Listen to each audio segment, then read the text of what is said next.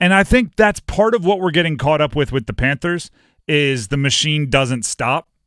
And we're expecting certain things to change just because the machine is cranking. The reaction to today's practice from the Panthers, which, by the way, we had a ton of reaction to their first preseason game. You can go find that on our YouTube page. There's Panthers Playbook episodes. There's reactions on this show. It's all on 99.9 The Fan on YouTube.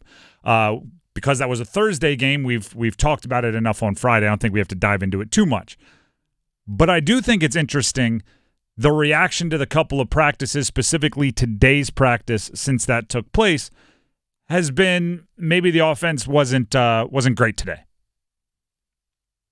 Right? There's a funny video going around on social media after the early part of practice where I believe it's a fan, maybe a podcaster, films the defense.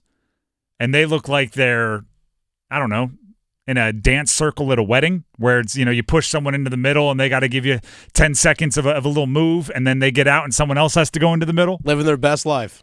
Then it just pans over to the offense and they're similarly positioned in a circle, only it's very melancholy and very much being talked to, lectured to. Somebody's giving a speech about picking it up, and it's just the discrepancy in the two. It's like, all right, defense is having a better practice.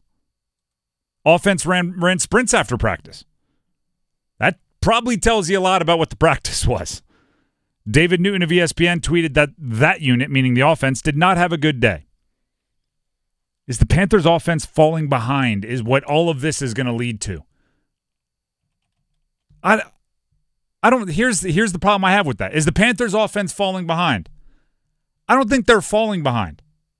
The Panthers' offense is behind. Not because they're moving backward, right? Not because they're stumbling and bumbling and fumbling. It's behind because they started behind, right? The Panthers were the worst offense in the NFL last year in multiple very important statistics.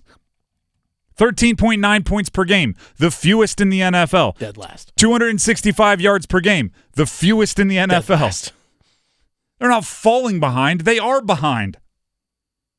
They might even be improving and still be behind. Mm-hmm.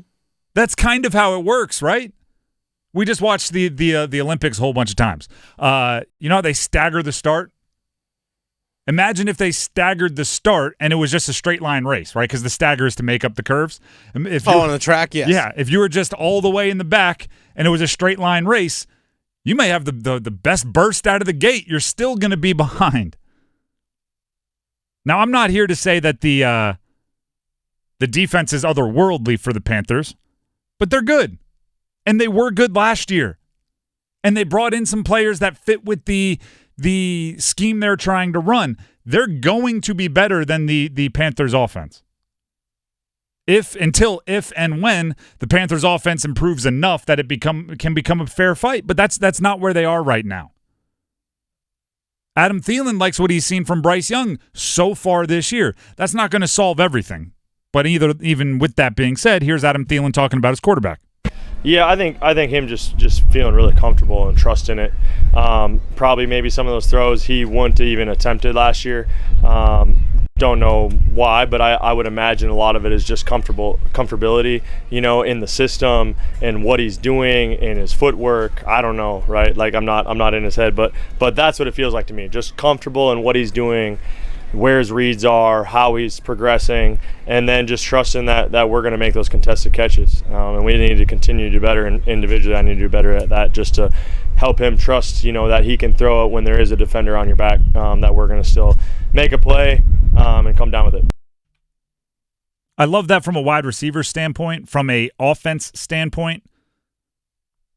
Unless you are CeeDee Lamb, Jamar Chase, Justin Jefferson, I don't necessarily want Bryce Young getting comfortable throwing to covered wide receivers.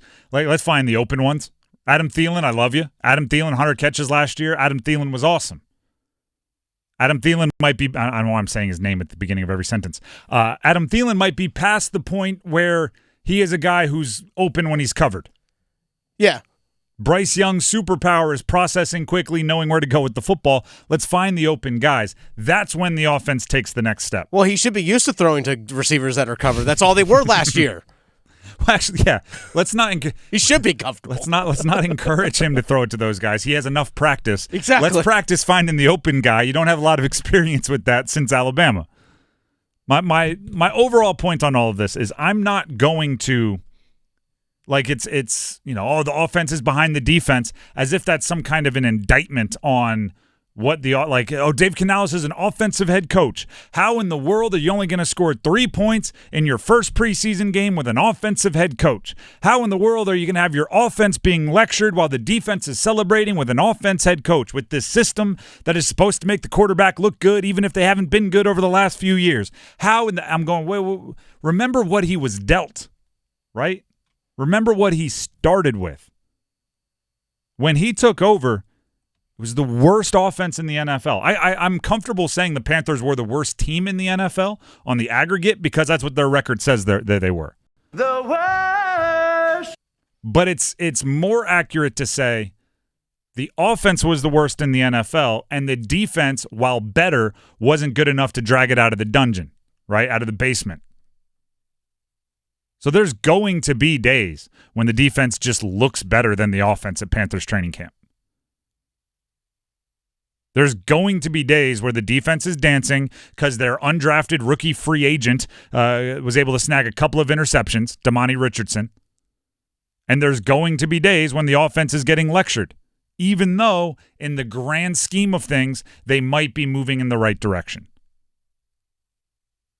There's only really one way to find out if they are moving in the right direction, and that's if they ever get to play against another team, which the offense really didn't get to do in their first preseason game. No. By all accounts, by the way, yesterday at practice, offense looked good.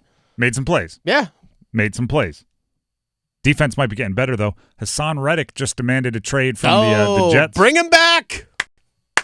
Bring him back to Carolina. We'll have to dive into this at some point in the show because Hassan Reddick has, like you said, bring him back. He's been a Panther. Yeah. He's had some pretty good success elsewhere. He was a Matt Rule guy. Notably with the Eagles, and then they traded him to the Jets. Hasn't played it down with the Jets, and he's demanding a trade because they couldn't work out an extended contract.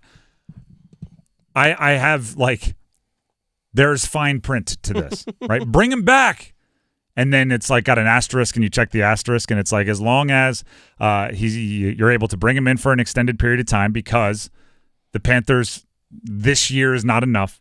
The cost can't be a ton, right? If Hassan Reddick wants top edge rusher money, we just passed on top edge rusher money for Brian Burns. Mm-hmm. So let's not go, all right, fine. Well, we need an edge rusher. We'll give him the money. And it's well, now you just downgraded. No, we save $2 million a year. Not enough. So it's situational, but if it all comes together, if it all works out, I wouldn't be against a Reddick reunion. Throw Jadeveon, Clowney, Hassan Reddick on the other side, then all of those other pieces that I hated as a starting edge become depth, and maybe there's more there. Here's the thing. They're coming down here for Thursday for joint practice. Hey, Hassan, just hop on the plane. We're going to trade you to Carolina. We got your flight booked, literally. It's already all booked. You already know where to stay. Just come on down. Have the Panthers agreed to this? I just did. Well, the thing is, he obviously, if you trade him to somewhere, he's comfortable saying, I'm not going to play. He was traded to the Jets, did the opening press conference, talked highly about the team. Then as soon as that contract didn't come through, now he wants a trade. So part of the trade has to be you have agreed to a contract because you're not going to trade for him and be the Jets. You never want to be the Jets over again. Just fully guarantee his contract this year. We'll call it even. I don't know if Reddick agrees to that. I think he wants multiple. I know, but I'm just trying to, I'm for it. I know, with all you're of the poo-pooing on it. I'm for it. Just let's cover our bases before let's not act, rashly. It's not my money here.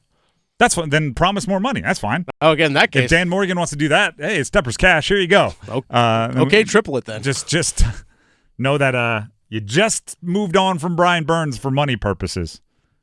Don't go buy the light version of it for the same price when you just moved on. That's not how good business works.